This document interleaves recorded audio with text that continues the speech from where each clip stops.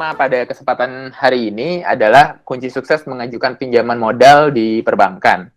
Jadi, kenalan lagi ya, Bapak Ibu.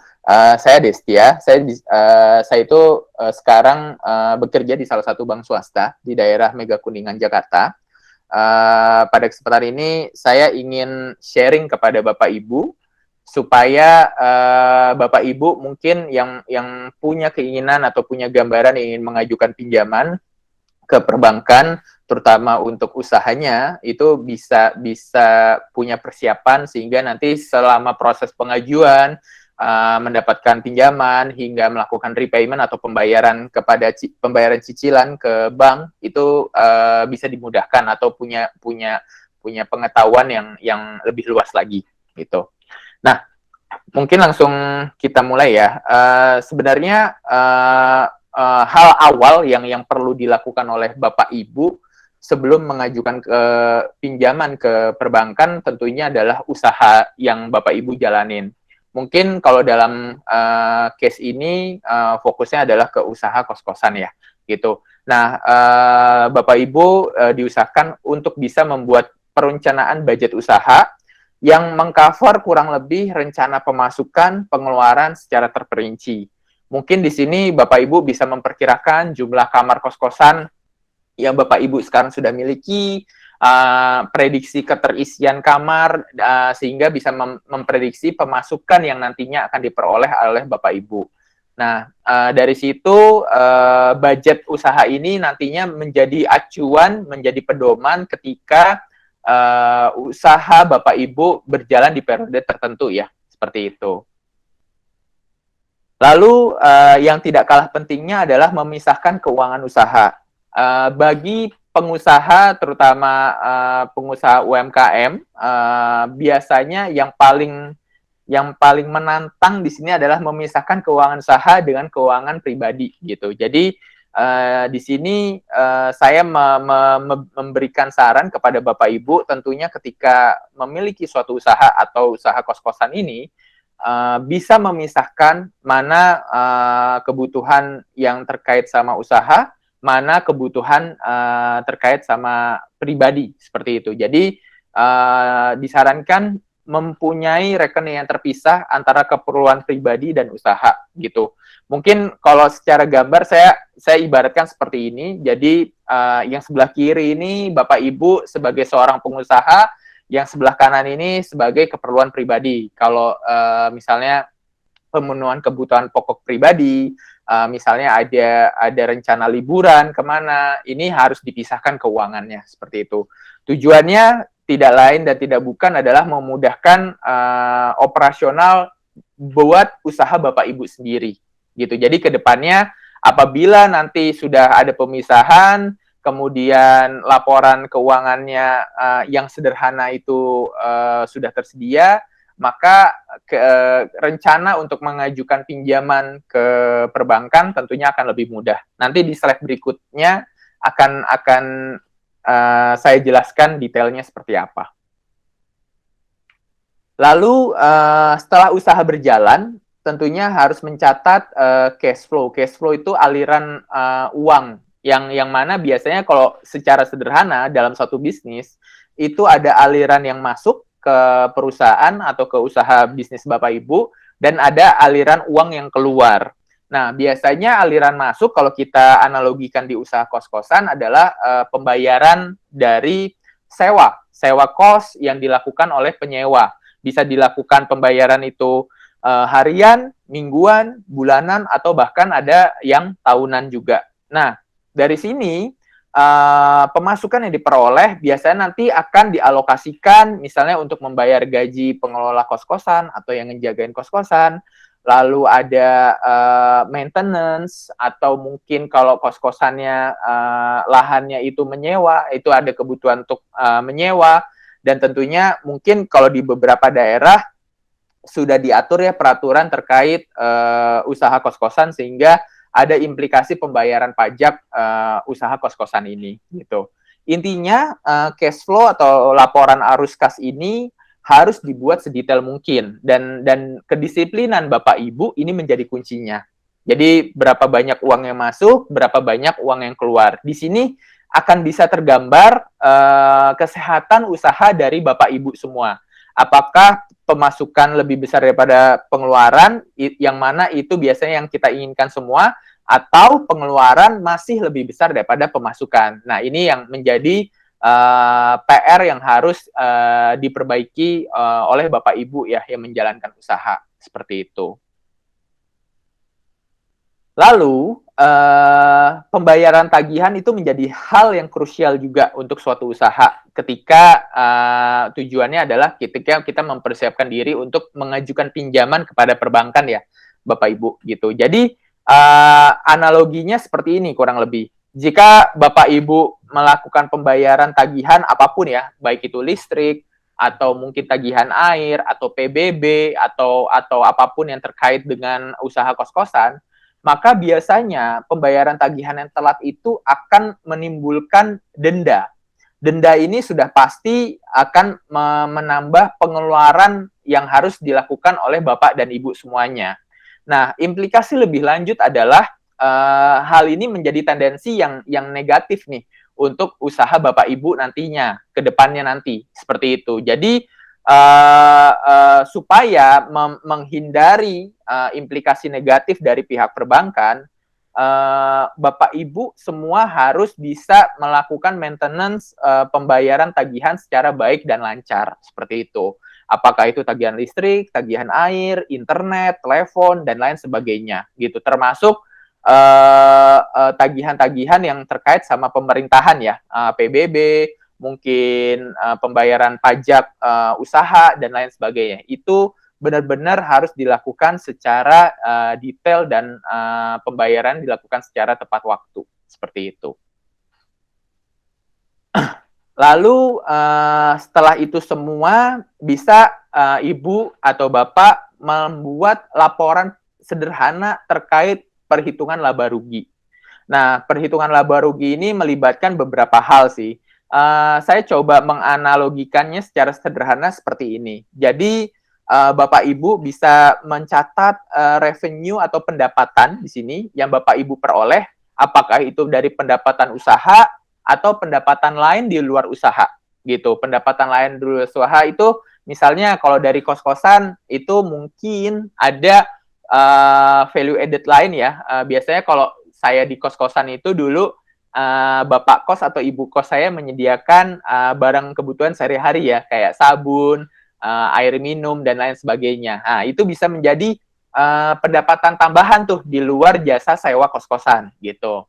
Nah, gains ini maksudnya adalah pertambahan nilai aset gitu. Seperti kita ketahui biasanya properti baik itu tanah atau bangunan itu memiliki nilai yang terus bertumbuh dari periode ke periode ya. Apalagi kalau kita memiliki properti di tempat yang cukup strategis, itu nilai kenaikannya bisa lebih cepat itu, seperti itu. Nah, ini bisa dimasukkan juga ke laporan laba rugi secara menyeluruh untuk Bapak Ibu ya, gitu. Lalu di sisi dua terbawah adalah pengeluaran gitu. Jadi expenses ya atau pengeluaran yang rutin Bapak Ibu keluarkan. Dari tadi saya sempat mention di awal, saya sempat jelaskan di awal, contohnya seperti gaji, lalu pembayaran listrik, dan pengeluaran-pengeluaran rutin lainnya. Termasuk pengeluaran tidak rutin, seperti maintenance, misalnya ada kebocoran di kamar kosnya, atau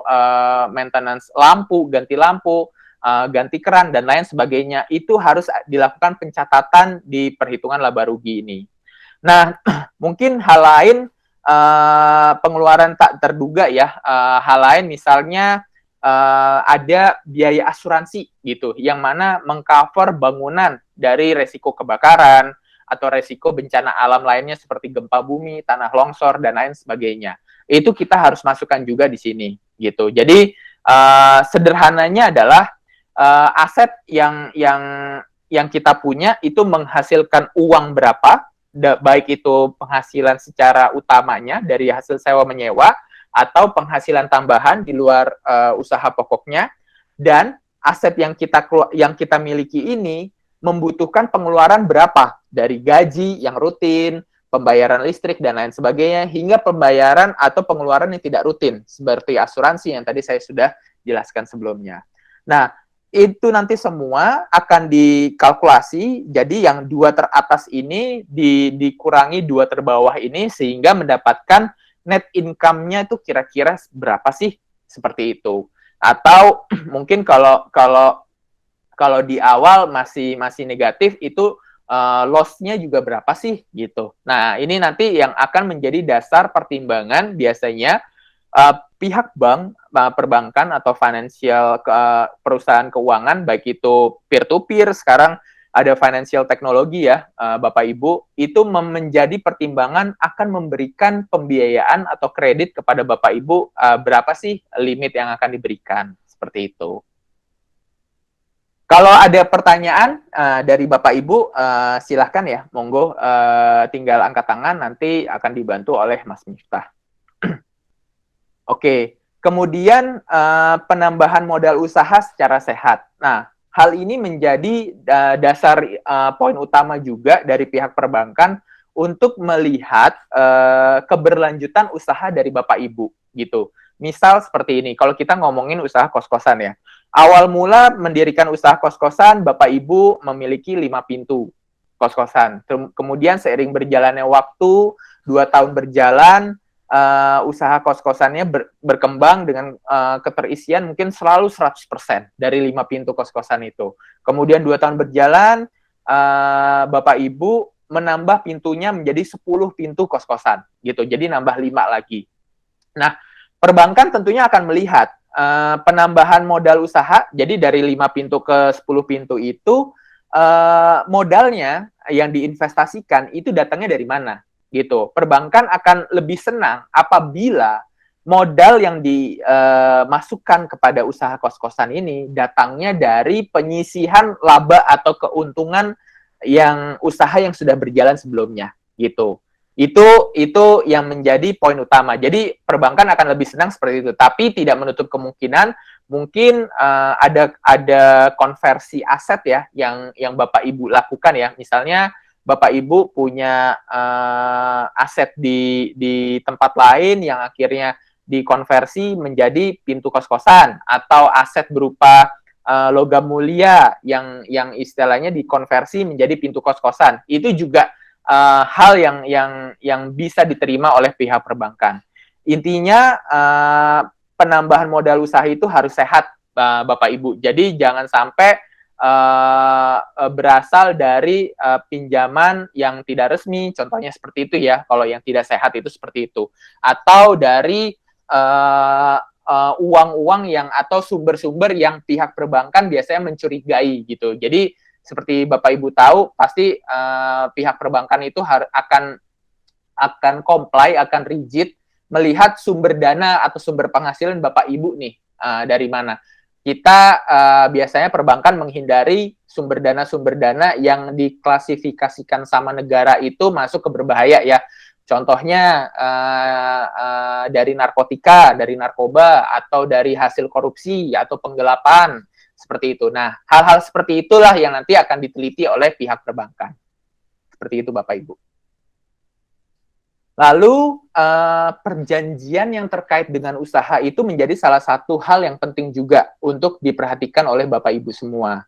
Gitu. Jadi, seperti biasanya kalau yang saya pahami, untuk perjanjian itu antara pemilik atau penyewa kos, itu biasanya akan ada perjanjian ya. Misalnya, sewa periodenya berapa lama, setiap periode itu nilai sewanya berapa dalam rupiah, kemudian kewajiban dari si pemilik kos seperti apa, kewajiban dari si penyewa untuk misalnya merawat bangunan seperti apa, haknya seperti apa, baik itu dari sisi pemilik bangunan, pemilik kos-kosan, dan penyewa kos-kosan. Nah, kontrak perjanjian itu harus benar-benar Bapak Ibu perhatikan. Jangan sampai nanti ke depannya ada potensi-potensi yang mungkin bisa merugikan usaha dari Bapak Ibu semua. Termasuk perjanjian-perjanjian yang sifatnya eksternal. Seperti yang tadi saya sempat singgung di awal. Misalnya kalau bangunan kos-kosan Bapak Ibu sekarang itu lahannya menyewa, bukan milik Bapak Ibu, tapi Bapak Ibu menyewa dari orang lain. Nah, itu juga perlu ada perjanjian yang clear, yang jelas, hitam di atas putihnya. Misalnya menyewa ke orang tua atau menyewa ke saudara, itu tetap harus dituangkan dalam bentuk perjanjian Bapak Ibu. Nah, biasanya life cycle atau masa berlaku dari kontrak itu seperti ini ya Bapak Ibu. Yang pertama, Bapak Ibu merumuskan kontraknya nanti seperti apa. Kalau kita ngomongin antara pemilik kos-kosan dengan penyewa kos-kosan nanti seperti apa. Hak dan kewajibannya itu dituangkan dalam bentuk draft. Dari situ akan ada proses negosiasi mungkin. Negosiasi dari segi harga, negosiasi dari hak dan kewajiban, dan lain sebagainya. Misalnya, kalau saya biasanya yang sering saya negosiasikan waktu dulu saya ngekos Bapak Ibu, itu biasanya kalau saya bawa alat elektronik sendiri ya, apakah itu saya bawa microwave, rice cooker, dan lain sebagainya yang terkait gitu. Itu biasanya ada negosiasi tambahan tuh di situ. Atau mungkin bahkan ada beberapa kos-kosan yang tidak memiliki AC, tapi si penyewanya willing atau bersedia untuk memasang AC. Nah, itu kan berarti ada negosiasi lanjutan seperti itu. Nah, itu masuk ke bagian negosiasi kontrak atau perjanjian kerjasama. Nah, setelah negosiasi ini berjalan, tercapai kesepakatan bersama, maka kontrak tersebut atau perjanjian kerjasama tersebut akan dieksekusi. Nah, biasanya ada tenornya bisa mingguan, bulanan, atau harian, atau bahkan tahunan, seperti itu Bapak Ibu. Nah, kontraknya ini periode berjalan, ini masuk ke nomor yang 3 ini, gitu. Nah, Bapak Ibu juga harus memiliki sistem yang sistem sederhana saja yang memantau dari lifetime atau periode berlakunya kontrak tersebut, gitu. Jadi harus ada dilakukan administrasi secara sederhana kapan kontrak-kontrak ini akan berhasil, akan berakhir, gitu. Jadi misalnya saya punya kontrak dengan Bapak Ibu Destia, punya kontrak untuk menyewa kos-kosan selama 1 tahun. Nah, nanti harus diperhatikan biasanya di bulan ke-11 itu sudah mulai ada pembicaraan apakah kontraknya diperpanjang atau tidak ada perpanjangan kontrak. Jadi dari sisi Bapak Ibu juga ada proses, misalnya kalau saya memutuskan tidak memperpanjang, Bapak Ibu setidaknya punya waktu 1 bulan untuk mencari kandidat penyewa baru dari kos-kosan Bapak Ibu. Atau di sisi lain, kalau terkait penyewaan tanah atau lahan untuk kos-kosan, nanti akan ada pembicaraan, misalnya harganya mengalami perubahan ataukah penyesuaian seperti apa. Nah, itu perlu dicatat Bapak Ibu supaya nanti tidak terlewat. Nah, dari sini yang saya jelaskan barusan itu masuk ke poin nomor 5. Jadi ada renewal, itu artinya pembaruan, atau close out itu atau pengakhiran dari kontrak kerjasama, seperti itu. Nanti balik lagi ke nomor 1, kita membuat kontrak baru, terus negosiasi, eksekusi, dan lain sebagainya. Jadi kurang lebih cycle-nya seperti ini ya, Bapak Ibu. Jadi ini termasuk hal yang penting nih ketika Bapak Ibu menjalankan usaha kos-kosan. Itu harus ada perjanjian yang clear antara penyewa, pemilik lahan, jika lahannya masih menyewa, dan lain sebagainya yang terkait. Seperti itu, Bapak Ibu.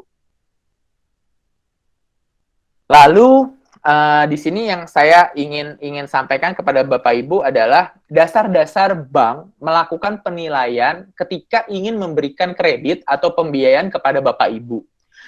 Intinya adalah 5 C's atau 5 C. Jadi C-nya pertama adalah karakter. Jadi bank akan melihat karakter Bapak Ibu nih sebagai yang menjalankan usaha seperti apa. Nah, ini dari personality, trustworthiness itu intinya adalah seberapa tinggi integritas Bapak Ibu ketika menjalankan usaha, itu juga akan dinilai oleh pihak perbankan. Lalu C berikutnya adalah capacity.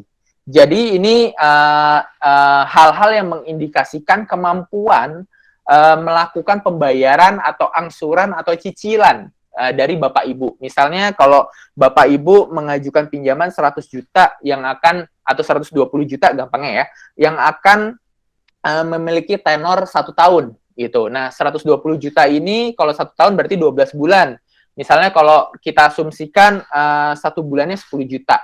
Nah, bank ini akan mengukur kapasitas Bapak Ibu, apakah dalam satu bulan Bapak Ibu bisa melakukan pembayaran 10 juta plus masih ada room atau ruang untuk Bapak Ibu menjalankan usaha dari pengeluaran yang harus dilakukan seperti pembayaran gaji, bayar tagihan listrik, tagihan air dan lain sebagainya. Nah, C yang ini maksudnya kapasiti seperti itu ya Bapak Ibu gitu.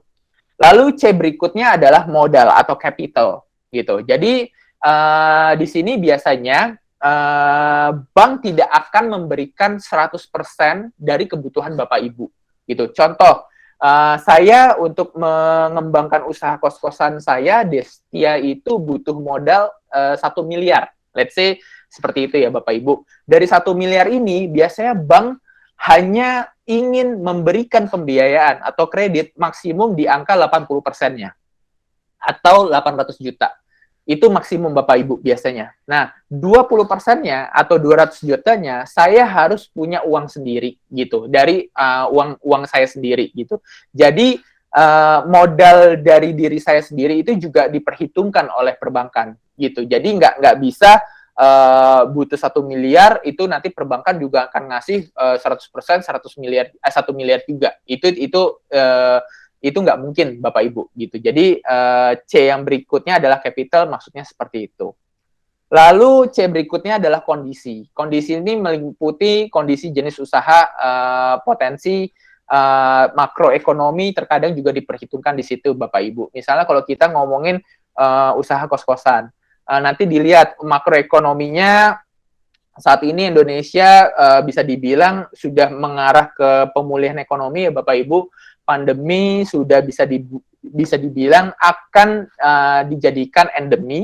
Jadi normalisasi aktivitas itu juga akan terjadi. Itu menjadi dasar-dasar bank melakukan proses penilaian dari kelayakan usaha Bapak Ibu gitu. Jadi kondisi-kondisi makroekonomi itu menjadi salah satu dasar juga gitu. Terus selain itu kondisi lainnya mungkin yang terkait dengan usaha kos-kosan adalah lokasi. Lokasi dari usaha kos-kosan Bapak Ibu ada di mana, apakah strategik atau tidak, seperti itu. Itu menjadi landasan dari bank menilai C berikutnya, kondisi gitu. C yang terakhir adalah kolateral atau agunan, bisa dibilang kayak gitu. Untuk pembiayaan atau kredit-kredit yang dimiliki oleh bank itu sebenarnya dasarnya ada dua Bapak Ibu. Yang satu adalah tanpa agunan atau mungkin Bapak Ibu sudah familiar dengan istilah KTA, dan yang satu lagi adalah dengan agunan. Dengan agunan itu bisa macam-macam produknya, ada KPR, ada kredit multiguna dan lain sebagainya. Nah, kolateral ini tentunya nanti bank menilai aset Bapak Ibu itu nilainya berapa. Dari aset yang Bapak Ibu punyai, dari situ akan ada perhitungan maksimum pembiayaan atau kredit yang bisa diberikan kepada Bapak Ibu seperti apa. Jika nanti terjadi sesuatu yang tidak diinginkan, maka aset itu bank pasti akan melihatnya adalah bagaimana pinjaman Bapak Ibu itu bisa ditutupi dari aset yang Bapak Ibu miliki. Seperti itu. Jadi, C yang terakhir adalah kolateral. Nah, 5C ini menjadi dasar bank melakukan penilaian kepada Bapak Ibu ketika Bapak Ibu ingin mengajukan pembiayaan atau kredit kepada pihak perbankan. Seperti itu, Bapak Ibu. Nah, sebelum melakukan pinjaman, Bapak Ibu, saya sarankan membuat poin-poin seperti ini. Yang pertama adalah pahami tujuannya. Jadi pahami tujuannya adalah Bapak Ibu harus tahu, ketika Bapak Ibu mengajukan pinjaman ke perbankan, Bapak Ibu ingin menggunakan pinjaman ini sebagai apa? Gitu. Apakah sebagai modal kerja itu misalnya untuk melakukan yang periodenya pendek-pendek, misalnya untuk pembayaran gaji, melakukan maintenance dan lain sebagainya, atau sebagai investasi. Investasi itu misalnya membangun kos-kosan baru gitu. Nah, itu biasanya kalau kredit investasi dengan kredit modal kerja, ada perbedaan utamanya adalah di jangka waktu pembiayaan atau jangka waktu kredit gitu. Biasanya kredit modal kerja itu tenornya itu pendek-pendek Bapak Ibu, 1 sampai 2 tahun. Sedangkan kalau kredit investasi itu layaknya KPR Bapak Ibu. Jadi kalau Bapak Ibu tahu KPR di Indonesia kan rata-rata bisa 5, 10, 15 atau bahkan yang saya tahu salah satu bank pemerintah, kita sebut aja mereknya BTN, itu kalau umurnya masuk itu bisa sampai 25 atau 30 tahun Bapak Ibu. Gitu. Jadi biasanya kredit investasi itu tenor pembiayaannya bisa lebih panjang. Nah, yang harus diperhatikan adalah Bapak Ibu harus memahami tujuannya. Jangan sampai ibu atau bapak mengajukan pembiayaan yang sebenarnya itu untuk modal kerja, tapi ibu alokasikan atau bapak alokasikan untuk investasi, sehingga ada mismatch atau ketidakcocokan dari tenornya, yang mana sebenarnya tenor ini jangka pendek, tapi ibu atau bapak alokasikan untuk jangka panjang, sehingga kemampuan membayar cicilannya itu menjadi terganggu nantinya. Gitu. Jadi hal yang pertama adalah pahami tujuan Bapak Ibu mengajukan pinjaman. Lalu yang kedua adalah membuat manajemen keuangan yang baru. Kalau dari slide sebelumnya yang tadi saya sudah jelaskan, cash flow atau laporan arus kas itu dibuat ketika belum ada atau belum mengajukan pinjaman ke pihak perbankan. Nah, ketika nanti akan mendapatkan pinjaman, maka akan ada perubahan dari cash flow ibu atau bapak ketika mengelola usaha bapak ibu ya, gitu. Karena ada penambahan modal kerja atau investasi yang masuk ke dalamnya, gitu. Ada kewajiban baru yaitu pembayaran cicilan tiap bulannya, gitu. Nah, perubahan ini harus dilakukan seiring dengan membuat manajemen keuangan yang baru juga gitu. Dan yang ketiga yang tidak kalah pentingnya adalah melakukan perbandingan atau simulasi sebelum kita mengajukan pinjaman gitu. Nah, perbandingan dan simulasi ini biasanya terkait ke institusi perbankan yang bisa atau bersedia memberikan pembiayaan kepada Bapak Ibu. Misalnya kalau Bapak Ibu ajukan ke Bank A akan mendapatkan interest rate atau bagi hasil kalau di syariah itu setara dengan berapa persen. Mungkin Bank B bisa lebih tinggi, bisa lebih rendah, Bank C juga sama, bisa lebih tinggi, bisa lebih rendah. Nah, hal-hal tersebut itu pasti ada pro and cons-nya, ada baik buruknya, kurang lebih seperti itu. Nah, Bapak Ibu bisa melakukan perbandingan terlebih dahulu dan simulasi. Kira-kira kalau saya mengajukan ke Bank A, saya dapat interest rate atau bunga lebih rendah, tapi limit yang saya ajukan hanya bisa disetujui maksimum 50%, gitu. Nah, kalau ke Bank B, saya bisa mendapatkan limit hingga 80%, namun interest rate atau bunganya lebih tinggi dibanding Bank A. Nah, hal yang sama di Bank C, gitu. Jadi, skenario seperti itu, Bapak Ibu bisa lakukan terlebih dahulu sebelum dieksekusi pinjamannya ke pihak perbankan. Seperti itu. Nah, kurang lebih 5 poin secara umum yang biasanya untuk UMKM ada di sebelah kanan ini, saya ringkas menjadi 3 poin sih sebenarnya di sebelah kiri ini Bapak Ibu. Jadi determine why you need this loan itu maksudnya adalah Bapak Ibu tuh mau pakai pinjaman ini buat apa. Lalu menentukan jenis pinjamannya itu produknya mau seperti apa, apakah tanpa agunan atau dengan agunan, karena itu nanti akan mempengaruhi nilai bunga atau limit yang akan diberikan kepada Bapak Ibu. Lalu opsi-opsi pembiayaannya itu seperti apa nantinya? Apakah mau langsung di awal atau pembiayaan atau kredit bertahap? Misalnya kalau Bapak Ibu ngajukan 1 miliar, itu 1 miliar itu langsung cair di awal atau cairnya bertahap. 200 juta dulu, 200 juta lagi, 200 juta sampai nanti 1 miliarnya terpenuhi, seperti itu. Lalu nanti akan ada evaluasi dari kredit skor atau kredit history atau pembiayaan yang mungkin Bapak Ibu punya ya, baik itu secara perusahaan atau individu. Bahkan bank akan mengukur sampai level individu biasanya Bapak Ibu. Sampai misalnya kalau Bapak Ibu punya tagihan kartu kredit itu nanti seperti apa, lancar atau tidak, seperti itu. Lalu yang terakhir udah pasti mempersiapkan dokumen yang dibutuhkan untuk mengajukan kredit atau pinjaman ke perbankan. Lalu saya ingin menjelaskan secara general keuntungannya meminjam pada pihak perbankan ya Bapak Ibu. Yang pertama yang tadi saya sudah jelaskan beberapa kali di awal adalah produk pembiayaannya itu cukup beragam, cukup banyak, dari yang tidak ada agunan, menggunakan agunan, lalu yang tenornya pendek, yang tenornya panjang, yang tenor pembiayaannya pendek atau tenor pembiayaan panjang, seperti itu.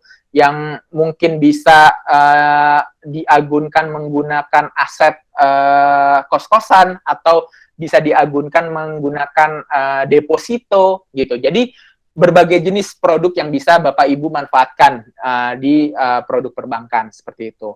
Terus yang nomor 2 adalah yang paling utama menurut saya, tidak pernah ikut campur dalam usaha Bapak Ibu gitu. Jadi Bapak Ibu walaupun sudah memiliki pinjaman di perbankan, itu punya independensi untuk mengatur kegiatan usaha Bapak Ibu gitu. Jadi bank tidak pernah masuk atau ikut campur bahwa misalnya kalau kita ngomongin kos-kosan ya, usaha kos-kosan, oh kos-kosan Ibu kayaknya keramiknya harus ukuran 60-60 deh. Kayaknya harus ada AC-nya deh, kayak gitu. Jadi bank nggak akan melakukan seperti itu, Bapak Ibu. Jadi benar-benar fungsinya adalah memberikan pembiayaan atau kredit seperti itu. Lalu yang ketiga adalah rate pinjaman atau bunga dalam hal ini. Ini terkontrol karena bank biasanya, bukan biasanya sih, bank itu diawasi oleh beberapa pengawas Bapak Ibu. Yang paling utama adalah OJK atau Otoritas Jasa Keuangan. Nah, OJK ini berperan mengatur tingkat suku bunga yang ada di Indonesia. Bank Indonesia juga berperan di situ. Jadi seberapa tinggi atau seberapa rendah tingkat suku bunga pinjaman atau kredit itu diatur sama pemerintah atau regulasi. Nah, karena bank ini harus taat dengan regulasi, dengan regulator, maka rate pinjaman itu biasanya terkontrol gitu. Tidak bisa misalnya kalau kita ngomongin pinjaman ke rentenir yang tidak resmi misalnya kayak gitu, itu biasanya bunga pinjamannya bisa sampai 100% seperti itu Bapak Ibu. Nah, sedangkan kalau di perbankan pasti terkontrol gitu. Lalu yang keempat tentunya aman. Aman nih maksudnya di sini adalah misalnya kalau Bapak Ibu memutuskan untuk menggunakan produk pinjaman yang ada agunannya, maka agunan atau surat-surat dari Bapak Ibu akan disimpan oleh pihak perbankan, dan agunan itu bahkan diasuransikan oleh pihak perbankan. Seperti itu. Jadi benar-benar dijagain Bapak Ibu sebenarnya oleh pihak perbankan terkait aset-asetnya. Seperti itu. Nah, di satu sisi sebenarnya juga ada tantangan ya Bapak Ibu ketika ingin melakukan peminjaman di bank ya. Yang pertama, biasanya prosesnya cukup rumit di awal, apalagi jika Bapak Ibu belum punya historical sebelumnya dengan bank ini. Gitu. Misalnya, Destia ingin mengajukan pinjaman ke bank apa ya? Contohnya BRI gitu. Nah, Destia ini belum pernah punya rekening di bank BRI atau belum pernah punya pinjaman di BRI. Tentunya prosesnya akan lebih rumit dibanding jika Destia sebelumnya sudah punya pinjaman atau produk tabungan di bank BRI, seperti itu. Lalu yang kedua adalah penilaian agunan, gitu. Misalnya penilaian agunan seperti ini Bapak Ibu, aset suatu rumah akan ditaksir, akan diperkirakan nilainya berapa besar. Misalnya kalau bangunan di daerah kita ngomong Jakarta misalnya, oke, per meter perseginya udah 20 juta misalnya kayak gitu. Nah, bank akan menilai apakah benar nilainya 20 juta. Itu datanya banyak hal ya Bapak Ibu. Bisa dari BPN, bisa dari dia valuasi market, dan lain sebagainya. Nah, biasanya di penilaian agunan, itu bank itu pasti akan menilai nilai agunan Bapak Ibu semua itu lebih rendah dibanding nilai market pada umumnya gitu. Tujuannya adalah ketika nanti untuk mengcover pembiayaan Bapak Ibu, maka bank akan lebih aman seperti itu. Nah, yang ini terkait juga nomor 2 terkait dengan nomor 3, eksekusi bila ada bermasalah kredit atau pinjamannya. Nah, untuk pembiayaan menggunakan agunan atau kredit menggunakan agunan, itu biasanya akan menjadi landasan dari kredit atau pembiayaan yang Bapak Ibu peroleh ya, gitu. Nah, uh, dinilai suatu kredit bermasalah sebenarnya lama Bapak Ibu. Jadi butuh waktu itu kurang lebih minimum itu 180 hari kalender gitu, atau kurang lebih sekitar 6 bulan gitu. Jadi nanti ada tuh masa-masanya Bapak Ibu ketika melakukan pinjaman ke bank, ada kategori call 1, call 2, call 3, call 4 hingga call 5. Nah, call 5 itu biasanya lebih dari 180 hari. Itu biasanya nanti ada proses penyelesaian pelunasannya seperti apa. Jadi di benak Bapak Ibu jangan dianggap wah berarti nanti setelah 180 hari itu akan langsung dieksekusi. Enggak, biasanya bahkan sebelum mencapai status kredit default atau macet, Bapak Ibu sudah dihubungi oleh perbankan. Misalnya ditanya, Bapak Ibu ada masalah apa? Ada kesulitan apa? Nah, itu harus dikomunikasikan secara open dan transparan kepada pihak perbankan supaya pihak perbankan juga mengerti nih kesulitan yang Bapak Ibu hadapin. Misal ya, seperti kita ketahui, mungkin di awal-awal pandemi itu menjadi tantangan yang paling berat ya buat usaha kos-kosan. Karena banyak pekerja atau mahasiswa yang bisa melakukan aktivitasnya dari asal daerah mereka masing-masing. Gitu. Jadi tidak perlu ngekos lagi misalnya karena bisa school from home atau work from home seperti itu. Nah, hal-hal tersebut itu akan menjadi landasan pihak perbankan untuk mengkategorisasi apakah ini bermasalah karena kondisi khusus atau bermasalah karena hal lain seperti itu. Jadi eksekusi ini biasanya dilakukan itu adalah part yang paling terakhir ya Bapak Ibu, seperti itu. Selanjutnya adalah ketika kita ingin mengajukan pinjaman ke bank, seperti penjelasan saya sebelumnya adalah kita, Bapak Ibu, itu harus bisa meyakinkan bank bahwa usaha yang Bapak Ibu lakukan ini memiliki prospek yang cerah, detail usahanya juga bagus. Mungkin dari laporan keuangan yang nanti akan Bapak Ibu mulai buat, itu juga oke. Dan karakter Bapak Ibu juga yang tadi saya sudah jelaskan di awal, itu akan dinilai bahwa Bapak Ibu ini bersungguh-sungguh atau tidak ketika menjalankan usaha ini. Seperti itu. Jadi, yakinkan bank bahwa memberikan kredit atau pembiayaan kepada Bapak Ibu merupakan keputusan yang tepat. Seperti itu. Nah, bank ini butuh keyakinan seperti itu, Bapak Ibu. Lalu selanjutnya yang udah pasti adalah melengkapi persyaratan.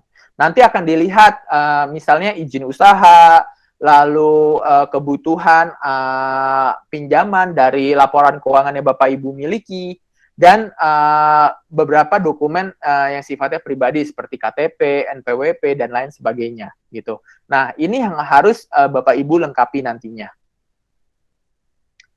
Lalu yang pasti adalah yang paling utama adalah Bapak Ibu harus memiliki persona yang positif.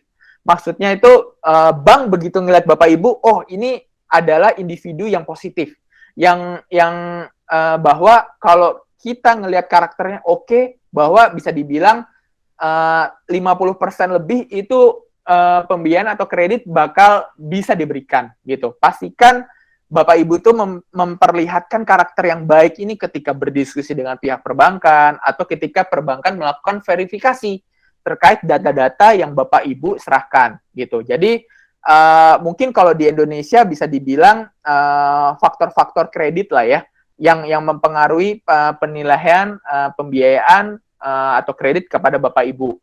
Dari payment history atau history pembayaran tagihan itu bisa menjadi hal yang krusial juga, apakah Bapak Ibu sudah memiliki pinjaman di bank lain atau sudah memiliki rekening yang aktif di bank tersebut, itu menjadi salah satu penilaian. Lalu panjang tenor yang Bapak Ibu ingin perlihatkan atau yang ingin ajukan itu menjadi penilaian juga. Apakah Bapak Ibu ingin menggunakan ini untuk investasi, jadi minimal 5 tahun. Jadi akan ada verifikasi nanti di situ. Nah, kredit yang Bapak Ibu ajukan ini kredit yang baru atau kredit yang sebenarnya menambahkan dari kredit yang Bapak Ibu sudah miliki sebelumnya. Lalu nanti akan ada produk-produk yang bisa Bapak Ibu gunakan nih, bisa dicampur juga. Misalnya saya mau ngambil sebagian menggunakan produk KTA, sebagian lagi menggunakan produk kredit multiguna gitu. Itu bisa dilakukan juga di sini. Nah, intinya secara ringkas adalah flow pengajuan pinjaman di perbankan itu ada 6 proses, Bapak Ibu. Jadi dari origination itu adalah Bapak Ibu akan berdiskusi dengan pihak perbankan, akan mengutarakan maksud dan tujuan kredit ini akan digunakan seperti apa, lalu pihak perbankan akan menghitung in general terlebih dahulu kebutuhan Bapak Ibu seperti apa. Ini origination. Lalu application ini maksudnya adalah dokumen-dokumen yang harus dilengkapi oleh Bapak Ibu. Baik itu bisa dilakukan secara hard copy, misalnya benar-benar harus ditulis di kertas, atau bisa dilakukan by system. Jadi nanti Ibu ngisi ke websitenya bank tersebut, lengkapi data-datanya, dan lain sebagainya. Gitu. Setelah aplikasi dokumen-dokumen ini dilengkapi, maka bank akan melakukan proses yang mana terdapat identifikasi dan verifikasi dari dokumen-dokumen yang Bapak Ibu serahkan kepada pihak perbankan. Lalu proses selanjutnya adalah underwriting, atau biasanya dilakukan